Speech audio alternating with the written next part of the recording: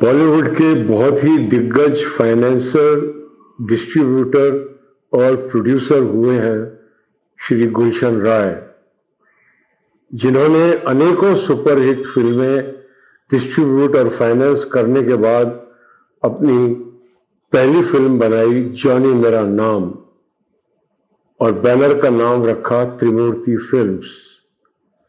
और जॉनी मेरा नाम एक ब्लॉकबस्टर हुई और इस प्रकार गुलशन राय जी ने अपनी पहली ही फिल्म के साथ अपने बैनर त्रिमूर्ति फिल्म्स की पताका बॉलीवुड में फहरा दी और उन्होंने उसके बाद दीवार, त्रिशूल और विधाता जैसी सुपरहिट फिल्मों का निर्माण किया।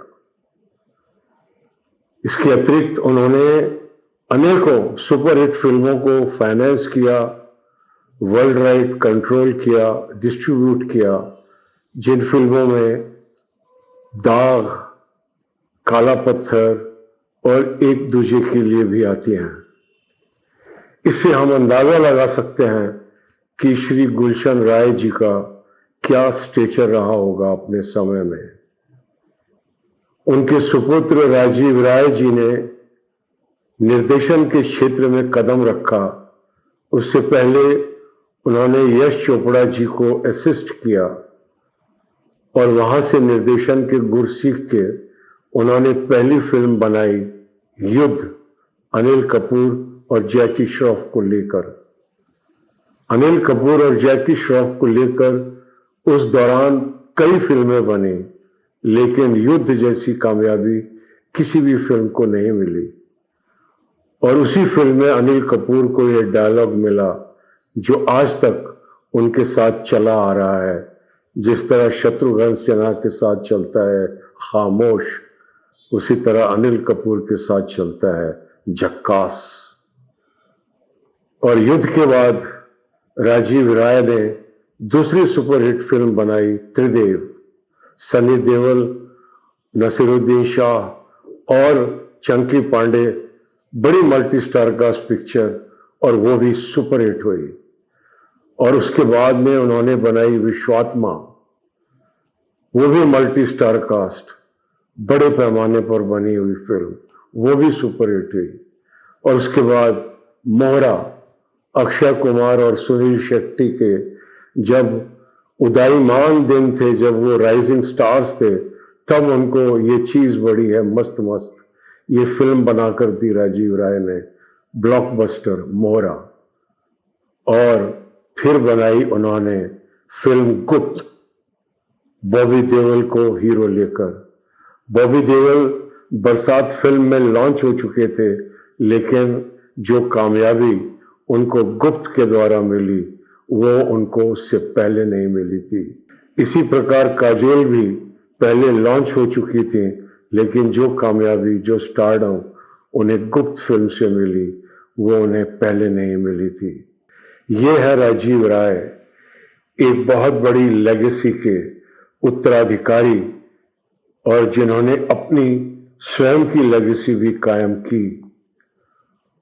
उसके बाद में किन्हीं कारणवश बॉलीवुड से दूर हो गए और वो अब अपनी नई फिल्म लेकर आ रहे हैं जोरा।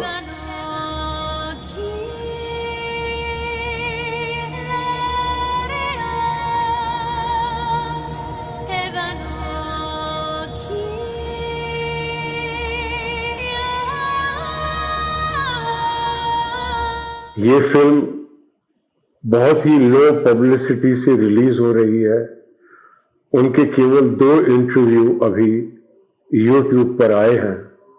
किसी भी बड़े पत्रकार ने अभी तक उनका इंटरव्यू नहीं लिया, क्योंकि हम अनेकों बार बोल चुके हैं कि बॉलीवुड वो जगह है जहां चढ़े हुए सूरज को सलामी की जाती है और जो आंखों से ओझल हो जाता है, out of sight out of mind हो जाता है।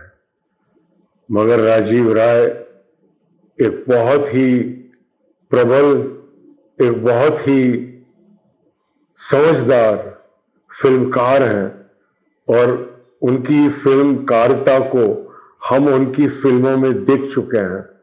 लेकिन उनकी इंसानियत को हमने अभी देखा उन इंटरव्यूज के माध्यम से जो उन्होंने हाल ही में दिए हैं।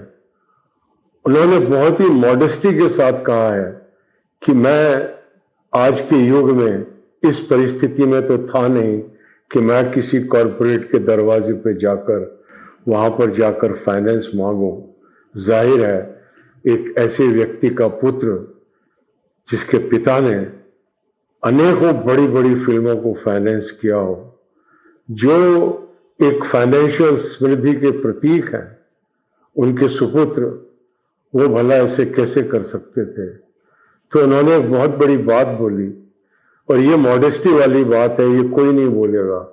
और आज जब शायद कोई व्यक्ति 100 करोड़ की फिल्म बनाता है शायद, तो ढिंढोरा पीटता है कि 250 करोड़ की बनी है। 200 की बनाता है तो ढिंढोरा पीटता है कि 500 की बनी है। जिसके मुंह में जो आता है पिक्चर की रिलीज के टाइम पे उसका ढिंढोरा पीटने में लग जाता है। एक ऐसे दौर में जहां पर सब असत्य बोल रहे हो, एक ऐसे दौर में राजीव राय जैसा व्यक्ति आकर बोलता है कि मैंने ये जोरा फिल्म केवल करोड़ और 2 करोड़ के बीच में बनाई है। ये अत्यंत ह्यूमिलिटी की बात है, परम सत्यवादिता की बात है। किसी बड़े आदमी से ही इस बात की अपेक्षा की जा सकती है।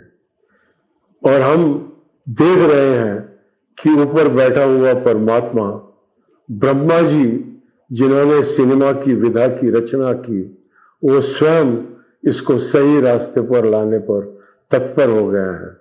सबसे पहले फिल्म आई सितारे जमीन पर, जिसे प्रोड्यूस किया आमिर खान ने एज एन इंडिपेंडेंट प्रोड्यूसर। एक इंडिपेंडेंट प्रोड्यूसर की फिल्म आई और ब्लॉकबस्टर हुई।